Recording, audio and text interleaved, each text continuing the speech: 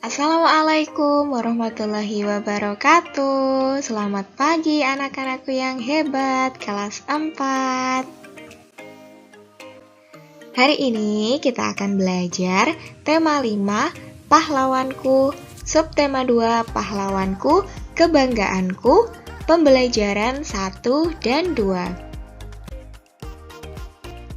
Dan seperti biasa, sebelum kita memulai pembelajaran kita hari ini, jangan lupa untuk siapkan buku catatan kalian untuk mencatat informasi-informasi penting yang akan kita pelajari pada hari ini. Dan jangan lupa tonton sampai habis video ini ya. Sudah siap untuk belajar kan pastinya? Yuk kita mulai. Let's go!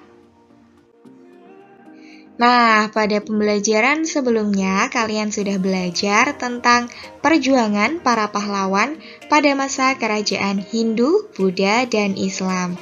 Anak-anak, ketika masa kerajaan Hindu, Buddha mulai melemah, masuklah agama Islam di wilayah Indonesia. Siapa yang mempunyai peranan penting di masa kerajaan Islam? Yuk kita cari tahu. Di sini ada teks tentang Sultan Hasanuddin. Lalu, siapa sih Sultan Hasanuddin itu? Sultan Hasanuddin adalah raja dari kerajaan Islam Goa Talo di Makassar, Sulawesi Selatan. Oleh Belanda, ia dijuluki ayam jantan dari timur. Kenapa? Karena kegigihan dan keberaniannya melawan Belanda. Ia membela kepentingan kerajaannya dan kepentingan rakyatnya dengan gigih. Ia berusaha menegakkan kedaulatan dan memperluas wilayah kerajaannya. Ia berhadapan dengan Arupalaka, Raja Bone yang dibantu oleh Belanda. Nah, anak-anak, Sultan Hasanuddin ini dikenal arif dan bijaksana. Beliau merasa sedih karena harus bertempur melawan keluarganya sendiri. Arupalaka Latenri Tata Toerung sudah seperti saudara kandungnya sendiri. Sultan Hasanuddin mempertimbangkan bahwa pertumpahan darah di kalangan orang Makassar dan Bugis harus segera dihentikan. Sultan Hasanuddin berusaha menggabungkan kekuatan kerajaan-kerajaan kecil di sekitar kerajaannya untuk melawan Belanda. Dan karena perjuangan dan jasa-jasanya, nama Sultan Hasanuddin diabadikan sebagai nama jalan dan universitas yang ada di Makassar, Sulawesi Selatan. Pemerintah bahkan menganugerahkan gelar pahlawan nasional kepada Sultan Hasanuddin. Setelah wafat, Sultan Hasanuddin dimakamkan di Kompleks Pemakaman Raja-Raja Goa di Sulawesi Selatan. Kompleks pemakaman raja-raja merupakan peninggalan sejarah yang perlu dijaga kelestariannya. Kompleks pemakaman ini pun dijadikan objek pembelajaran sejarah bagi bangsa Indonesia. Dari perjuangan Sultan Hasanuddin, kita belajar tentang keberanian dan kegigihan dalam melawan tindakan yang salah dan sewenang-wenang. Sultan Hasanuddin berusaha untuk melawan kesewenang-wenangan Belanda. Perjuangan beliau layak diteladani dan diberi penghargaan. Berbagai peninggalan Sultan Hasanuddin juga perlu untuk terus dilestarikan sebagai pelajaran bagi generasi berikutnya. Karena bangsa yang besar adalah bangsa yang menghargai jasa para pahlawannya. Oleh karena itulah anak-anak, sebagai generasi penerus, kita wajib untuk menghargai jasa para pahlawan yang telah berjasa bagi bangsa kita. Nah, beberapa cara untuk menghargai jasa para pahlawan kita. Yang pertama, dengan penganugerahan gelar pahlawan nasional.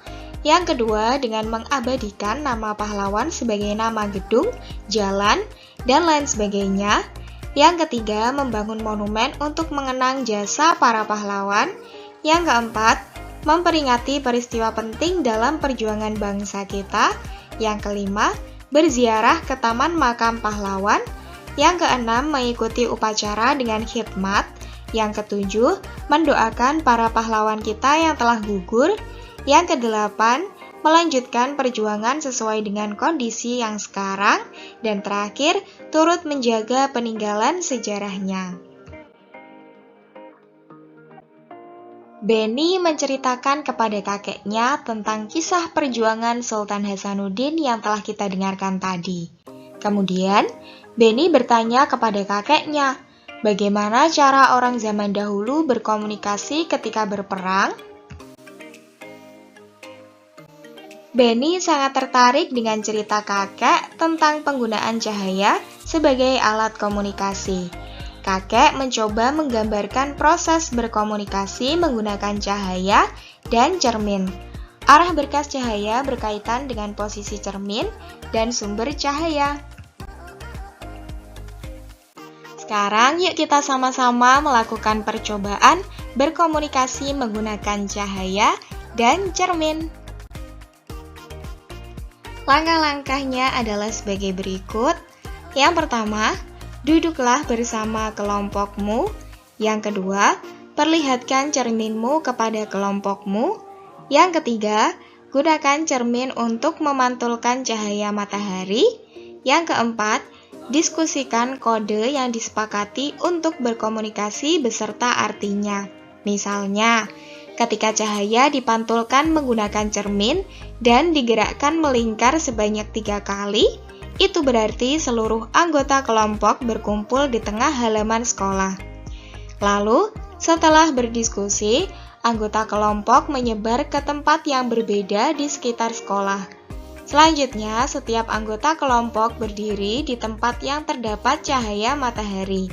Lalu, pantulkan cahaya kepada tempat yang telah disepakati, kemudian buat laporan tentang sifat cahaya di akhir kegiatan.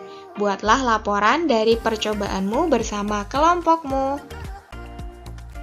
Nah, dari hasil percobaan yang telah kita lakukan tadi, membuktikan bahwa salah satu sifat cahaya yaitu cahaya dapat dipantulkan. Hal itu dapat dibuktikan dengan percobaan berkomunikasi menggunakan cahaya dan cermin. Nah, anak-anak, setelah kita mengetahui tentang perjuangan para pahlawan, masih adakah tokoh masa sekarang yang memiliki jiwa kepahlawanan? Di sini ada teks tentang Gusnadi Wiyoga, prestasi di tengah keterbatasan. Lalu, siapa sih Gusnadi Wiyoga itu? Gusnadi Wiyoga berumur 15 tahun. Ia berasal dari keluarga sederhana yang tinggal di Dusun Waringin, Magu Wuharjo, Sleman, Yogyakarta. Ayahnya adalah seorang tukang sol sepatu dan ibunya adalah seorang ibu rumah tangga. Kondisi perekonomian orang tua Gusnadi yang kekurangan tidak membuatnya patah semangat untuk berprestasi. Gusnadi Wiyoga itu sering dipanggil Yoga. Dia berhasil meraih medali perak Olimpiade Sains Nasional 2011 di Manado. Hasil ini mengantarkan Yoga mewakili Indonesia di International Competition and Assessment for School, wilayah Asia Pasifik tahun 2011. Pada kompetisi ini, Yoga mendapatkan medali perak. Kesederhanaan tidak menjadi hambatan baginya untuk berprestasi. Sejak kecil, Yoga terbiasa belajar mandiri tanpa mengikuti bimbingan belajar ataupun kursus. Setiap malam, ia tekun mengulang pelajaran yang diterimanya di sekolah. Lalu, bagaimana memulai semuanya? Semua itu berawal ketika ia duduk di kelas 6 SD.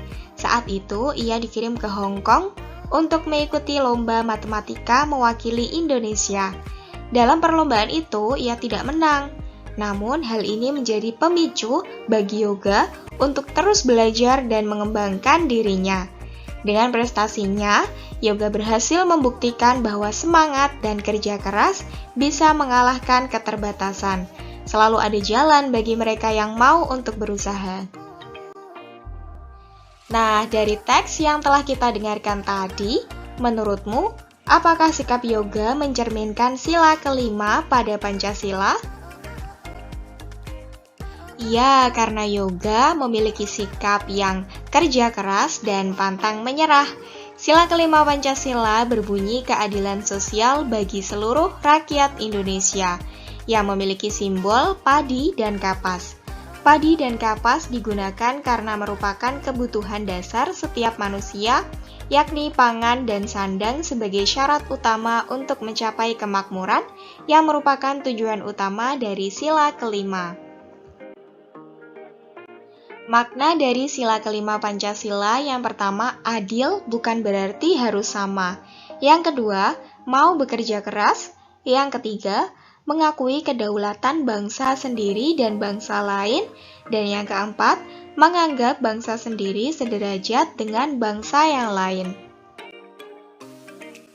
Nah, sikap-sikap yang sesuai dengan sila kelima pada Pancasila yang dapat kita terapkan dalam kehidupan sehari-hari, yaitu yang pertama, menjunjung tinggi semangat kekeluargaan dan gotong royong, lalu peduli terhadap penderitaan yang dialami oleh orang lain, lalu tidak melakukan perbuatan yang merugikan umum, selanjutnya menghormati hak-hak orang lain dan suka menolong orang lain, lalu menjaga keseimbangan antara hak dan kewajiban. Selanjutnya, tidak bersifat boros dan suka bekerja keras, lalu suka melakukan perbuatan dalam rangka mewujudkan kemajuan dan keadilan sosial, tidak bergaya hidup mewah, mengembangkan sikap luhur yang mencerminkan suasana kekeluargaan dan gotong royong, dan yang terakhir, bersama-sama berusaha mewujudkan keadilan yang merata dan berkeadilan sosial. Nah, itulah tadi anak-anak pembelajaran kita pada hari ini.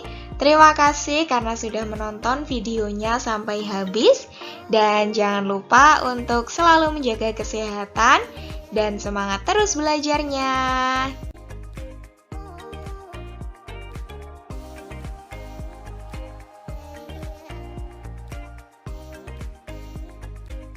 Wassalamualaikum warahmatullahi wabarakatuh. Sampai jumpa lagi.